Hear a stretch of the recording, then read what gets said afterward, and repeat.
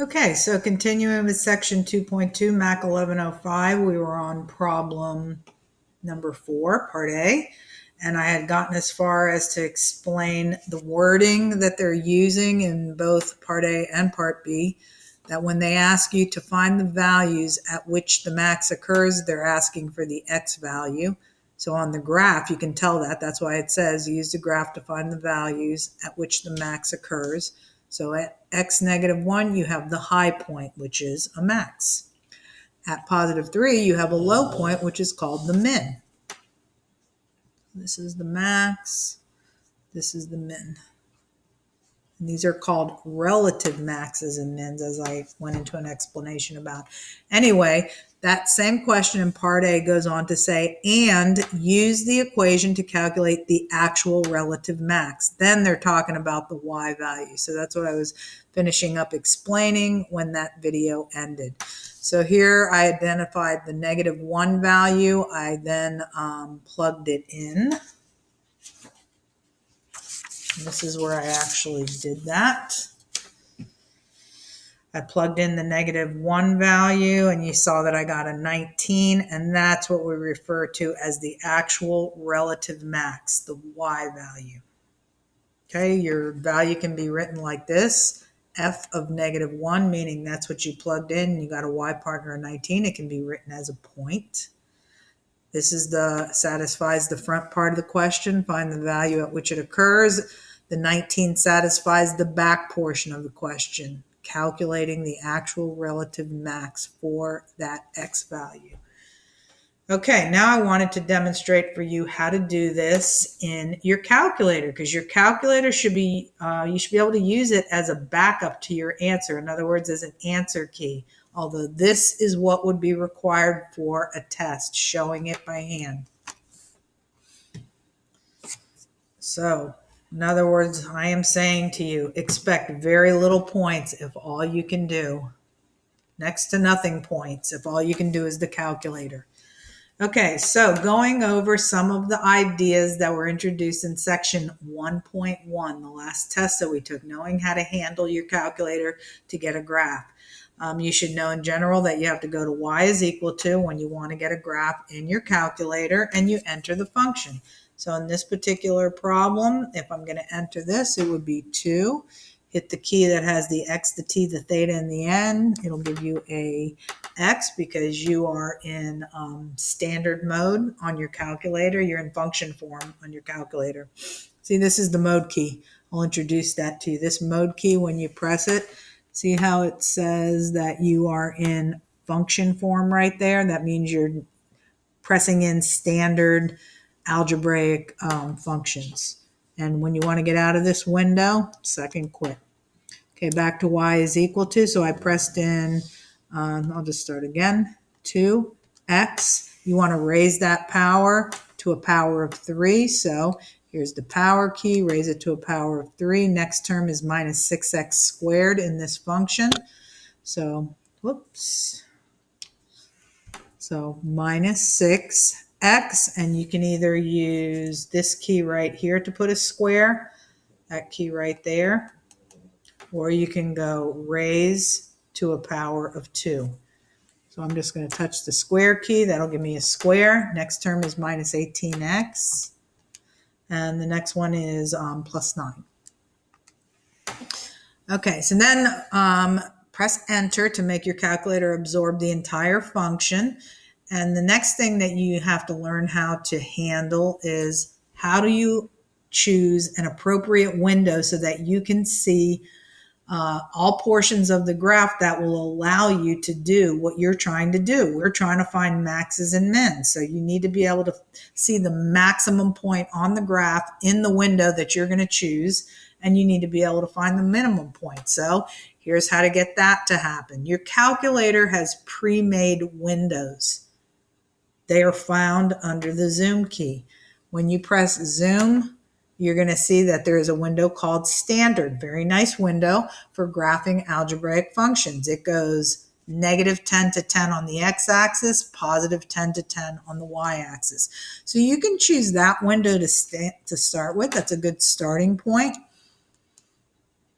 Some of you already have a sense of the fact that the max was at 19. So going only up to positive 19 is not going to be high enough. So you want to be able to manually adjust your window. So let's talk about some things. We need to go higher on the y-axis so we can see the top of the graph, because you can see that it's cut off. So instead of just letting it go to win, we're going to set the y max. That means the positive side of the y-axis. We're going to set it to a bigger number. Down here, it is cutting off the bottom of my graph. So I want to give it more y min. That's the negative y-axis. Then there's a lot of extra space right here where there's no part of the graph even happening. So I don't need this to go all the way out to negative 10. I think negative 3 would be good enough. You'd still be able to see that right there, and you'd give yourself a little extra space. Over on the positive X side, it goes between 4 and 5. So maybe going out to 6 would be appropriate, because the more extra numbers you have, the more scrunched in your graph is and the harder it is to analyze. So now we're going to manually adjust the window. Again, Zoom key is for ready-made windows. And then this is when you want to manually adjust based on what you are seeing and what you're not seeing on your graph. Okay, so we said we were going to give ourselves more y max. Maybe go up. I'm going to try 40 just to be able to see a lot. Whoops. Oops, I did the wrong thing. That was a 1 before. Okay, let me put the 1 that was back there. I was trying to do y min and y max. So we'll let it go as low as negative 40 and maybe as high as 40. So y max, positive 40. When you're doing a max value, it has to be positive. When you're doing a min value, it has to be negative. On the x-axis, we said that there was too many numbers there. So on the left side, we said we would go to negative 3. And we said on the positive x-axis, we would go to about 6. So if I've adjusted the window, let's see what the graph looks like now. Okay, nice. We can see the top of the graph, but we can't see the bottom. So we may have given it too much room on the y max, too many numbers on the positive y-axis, and not enough on the y min. So let's go in and adjust one more time. So instead of going all the way to 40 for y max, I think maybe 30 would have been sufficient. I really don't even need that much. And I need more negative y-axis. So how about if we go to negative, I don't know, 60. I'm going to do 60. And I'm going to graph that again. Okay, now we can see the top and we can see the bottom. You want to be able to clearly see the top and the bottom when you're going to do a max and a min. So we'll leave the window like this. It doesn't take much to get it adjusted, and it will help you get a correct answer. So as an answer key, a homemade answer key that you can get using your calculator while taking a test. Okay, you're still going to do everything by hand, but you can back it up with the calculator. Getting your calculator to do max or min. That is found under Second, Calculate. Now you need to be practicing these things as you do your homework, because come test day, I cannot school you in using the calculator. I did baby you a little bit on that first test, but I cannot nurse you through a problem, and I can't really get in there and be helping you to do all the graphs with the calculator, because you're supposed to be practicing that as you go along in the homework. So please make sure to do that. But to get max and min, it is Second, Calculate. And when you get there, look at the choices you have. Do you see that mins and maxes are available? We just found the max. So why don't we go after those numbers, but getting the calculator to do it for us? We observed on the paper, on the outline, that the x value that the relative max occurred at was at -1. We got that right off the picture. And then we plugged in -1 and calculated by hand. Let's see if our answer was right. So we're going to go to max, press enter. Now your calculator will begin to speak to you. In the bottom left-hand corner, it'll say, give me a left bound That means get on the left side, make this blinker get on the left side of the maximum point. Now, in order for this blinker to stay on the curve, you can only use this left or right arrow. Don't use the up and down ones. It'll jump off the curve. Now you want this blinker to move to the left. You want it to come like this and get on the left side of the maximum point. So you can keep it depressed, then it'll move quicker. There it goes. It's almost at the top. It's right at the top. There, it's slightly to the left. And now tell your calculator, yes, I have given you a left bound. I have put the blinker on the left side of the maximum point. So when you want to tell your calculator, yes, you've done that, you just press enter. Now your calculator will ask you another question. It'll say, give me a right bound. That means get on the right side of the maximum point that you're trying to calculate. So now sideways arrows again. There you're pretty much right on the top, and then move slightly to the right of that. Okay, and press enter to make your calculator understand that you've complied with giving it a right bound. Now your calculator will switch to another question. It'll say, would you like me to guess at the maximum point? And you're going to say yes again by pressing enter a third time.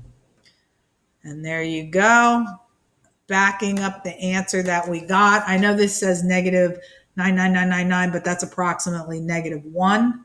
And the Y value is 19. See, you got the exact answer when you did it by hand. This approximates it. And if we would have boxed in that point a little bit more closely, hovered more closely on the left and the right, it would probably have been right at -1. So this is essentially -1, positive 19. So you can see that the calculation that you did is correct. Okay, so that is how to do it by calculator. Okay, moving on to part B. Part B, I'm going to have to move to paper to do this, but it says you're going through the same moves again. Use the graph to find any values at which the function has a relative min. So for part B,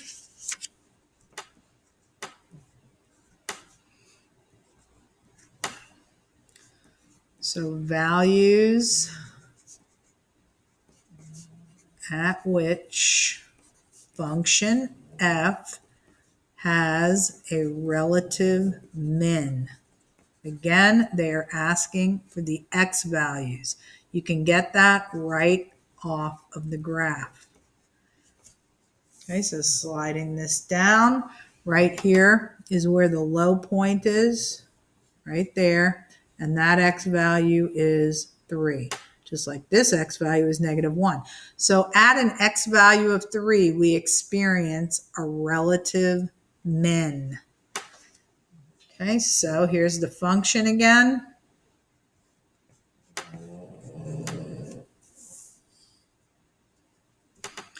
(2x³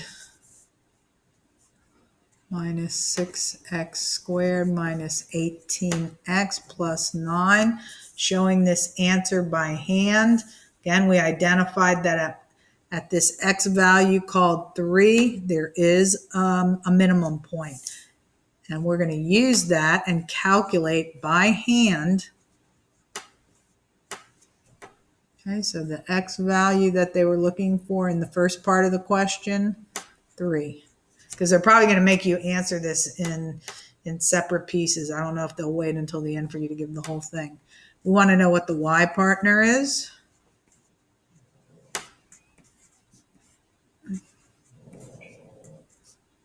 Oops, this was supposed to be 18x, so -18. Put in that value. The recording might stop when I go to enter this, but I'm going to enter all of this in the calculator. Okay, let's see. So quit out of the graph, and now you can enter this. This is going to be 2 times 3 to the third, raised up to the third, then -6, open up another parenthesis with a 3 in it, raise it to the second power, then -18 times 3, and then plus 9. And you get an answer of negative 45. I'll continue in the next video.